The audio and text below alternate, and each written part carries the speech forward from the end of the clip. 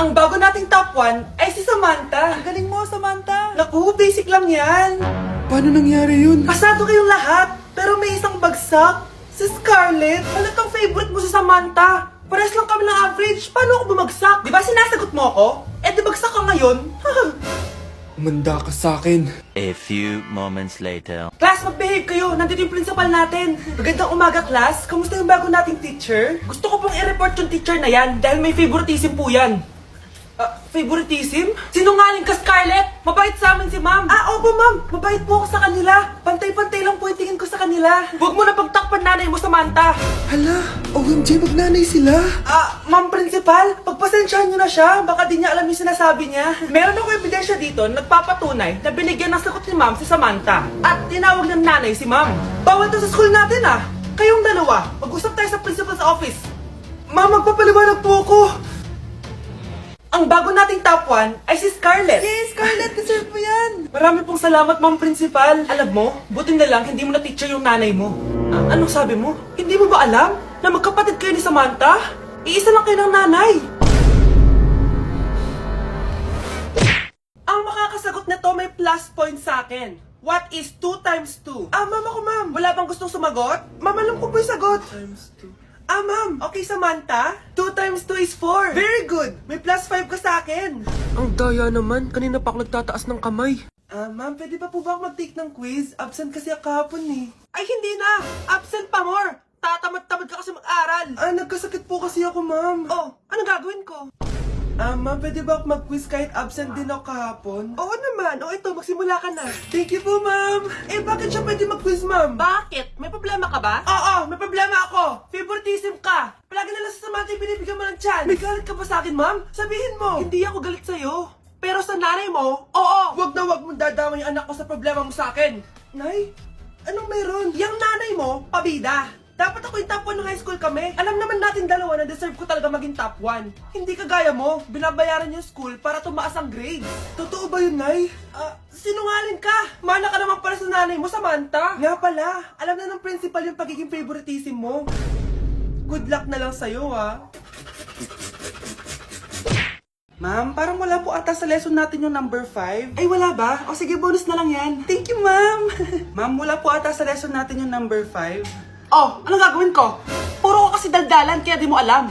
Favoritism si ma'am. May sinasabi ka? Ay, wala po. A few moments later. So, ganun lang siya kadali.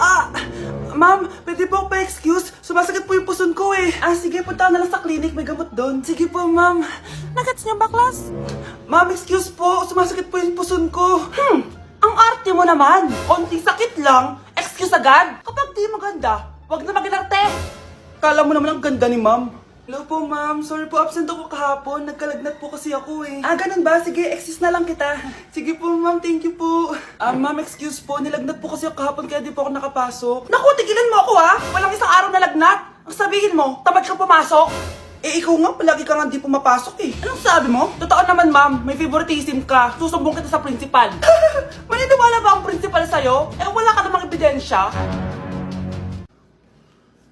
Anak, mag-exam tayo mamaya Dapat mas mataas grades mo kay Scarlett. Oo naman, Nay. Mas magaling naman ako sa kanya. Anak ni ma'am si Samantha. Eto yung mga sagot mamaya sa exam.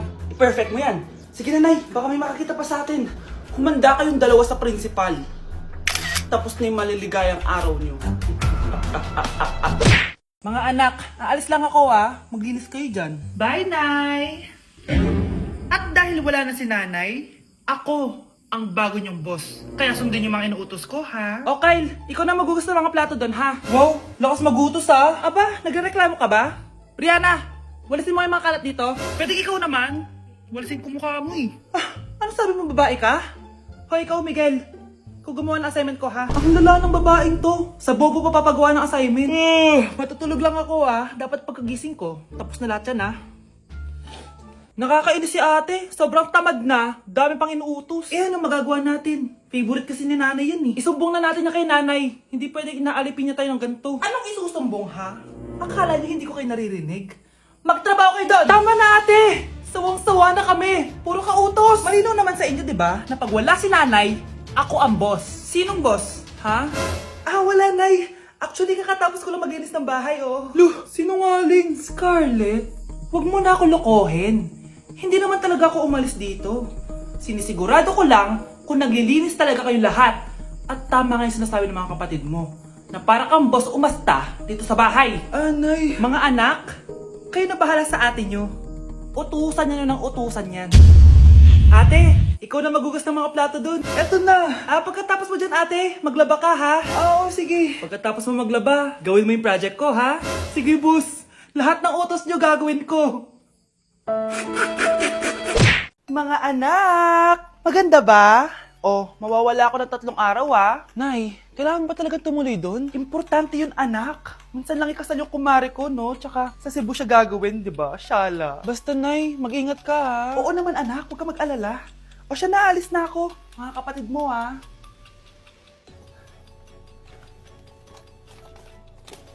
Saan yung wallet ko? Ay kuya, balik tayo sa bahay. Nakalimutan ko yung wallet ko. Ano ba yan? Maliliit na ako. Saan na ba yan? Ito. Ano ba yan? Oras na. Mabuhay ma'am. Welcome to Air Philippines. How can I help you? Ay. Miss, dito po ba yung flight VD415? Yes po ma'am. Check ko lang po. As per dito ma'am, nakaalis na po yung aeroplano. Ha?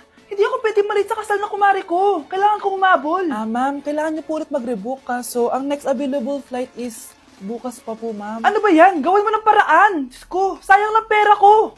Wala palang kwenta tong airlines niyo eh. Uwi na nga lang ako. Sorry, ma'am. Oh, Nay, nandito ka na agad? Akala ko ba 3 araw ka mawawala? Eh di ayun, naiwan ako ng aeroplano. Alam mo, parang pinipigilan talaga ako ng universe makaalis eh. Nay, buksan mo yung TV. Ha? Bakit?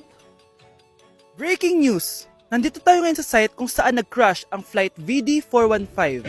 Ayon sa mga otoridad, walang nakaligtas sa mga pasahero nito. Kaya pala, kung nakasakay ako dun sa aeroplano na yun, patay na ako ngayon. For our last question, ano ang full name ko? Wala naman yun sa lesson Siyempre, dapat alam niyo yung pangalan ko. Dami namang alam nito. Di ko maalala full name niya. Perfect na sana ako eh. Kapag di niyo nasagutan yan, minus 10 kayo sa akin. Aba ma'am, paano namin malalaman yung full name mo? Eh di ka naman nagpakilala sa amin. Ano ka, sikat? Artista? Ang lakas mo mag-minus kapag di nasagutan yung full name mo? Sige nga, ano full name ko? Kapag di mo nasagutan, ma-minus ko yung sweldo mo. Tsaka magagamit ba namin yan kapag nagtrabaho na kami? Di naman, diba? Pakin namin sa full name mo. Unang tanong, magbigay ng bagay na nagsisimula sa letrang K. Okay, Samantha? Kuko? Kuko is 3 points lang. Sayang. Okay, ikaw naman, Scarlett. Sisimula sa K. Kifi. Kifi is the top answer. Yes. Okay, next. Magbigay ng parte ng katawan. Scarlett, dahil ikaw ang nakahula ng top answer, ikaw ang mauuna. Pantog. Basic. Pantog is 10 points. Ha? Bakit 10 lang? Samantha, pwede ka bang bumawi? Parte ng katawan? Esophagus! Esophagus is the top answer! Yun! Eto na! Sino kaya sa inyong dalawa ang mananalo ng 1 million pesos cash? Akin na tong 1 milyon. Humanda ka sa akin, Scarlett. Anak, ayusin mo! 1 milyon yan! Mauna tayo kay Samantha. Ano ang bagay na mahaba at matigas? Mahaba at matigas? Tornilyo? Tornilyo is 50 points! Pero, hindi ito ang top answer natin, ha?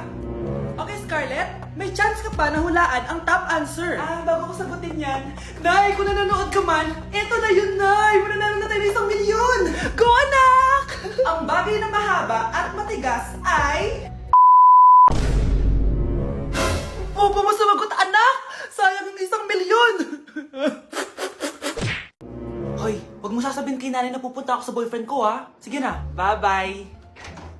Hoy, bata ka! Saan ka pupunta?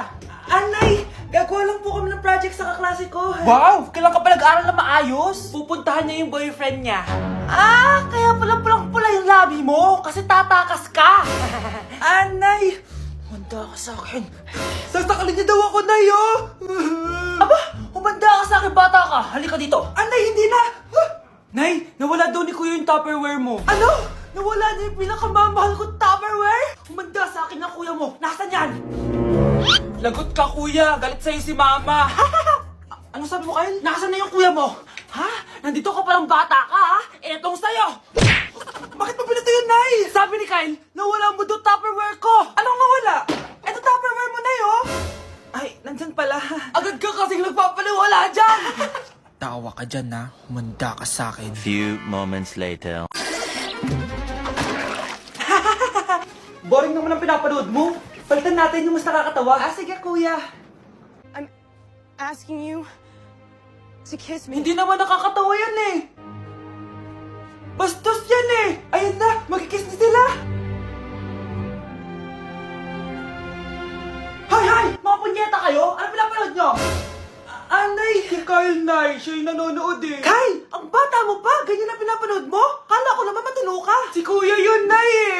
No! Simula ngayon, bawal ka na mag-TV. Nay, alis lang ako ah. Ah, sige anak. Iniwan niya phone niya. Ano kayang pinag-uusapan nila dito? Mga walang iya kayo. Humanda kayo sa akin. A few moments later. Ah, bakit niyo po kami pinatawag, Nay? Kung hindi ko makikita yung phone ni Kyle, hindi ko malalaman pinagsasabi niyo sa akin. Lagot tayo, ate. Kung san-san mo kasi nilalagay phone mo, Kyle. Eh, nakalimutan ko eh. Mag-umpisa tayo sa'yo, Kyle. Anay, puro na lang itlog at hotdog niluluto ni nanay. Mas masarap pa magluto yung kapitbahay natin. Sige, next time, ipagluluto kita ng sinigang na hotdog. O, ikaw, Brianna. Alam niyo bang nagalit sa akin si nanay kasi dati with high honors ako, di ba? Tapos ngayon with honors na lang. Eh siya nga bagsak nung high school eh. Oo, bagsak ako. Pero top 1 ako ng kinder. Kevin? Wala akong sinasabi ha. Grabe talaga si nanay. Umaga pa lang galit na siya. Tapos utos pa siya ng utos. Bawal ba magpahinga sa bahay na to? Grabe. Wow, wala ka palang sinasabi ah. At ikaw, Scarlett? Yes, nay. Mga be, alam niyo bang galit na galit sa akin si nanay dahil daw nag-boyfriend ako na maaga? Eh siya nga maaga nabuntis eh. Di naman ako naggalit sa kanya. May problema ka ba sa maagang nabuntis? Wala akong problema, nay. Idol nga kita eh. Ha? Anong idol? Buntis din ako.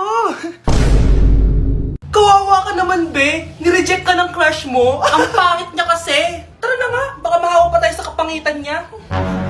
Humanda kayo sa akin.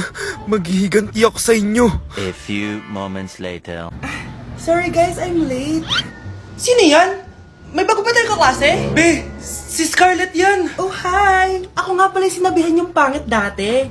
Boyfriend na ba yung mga nandun? Sabi kasi nila, ang ganda ko daw. Ikaw yan, Scarlett. Hindi pwede. Paano nangyari to? Magpaganda ka na rin, be. Baka habulin ako ng boyfriend mo. Bahala ka.